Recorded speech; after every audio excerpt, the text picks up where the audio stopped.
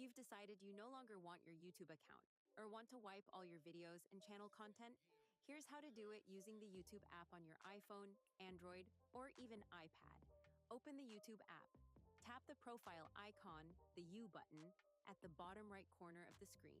Under your profile info, tap on Google account. Make sure you're signed into the right account that you want to delete. Swipe over to the Data and Privacy tab at the top.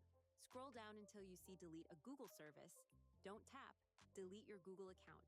That deletes everything including Gmail. Select Delete a Google service. You may be prompted to verify your identity.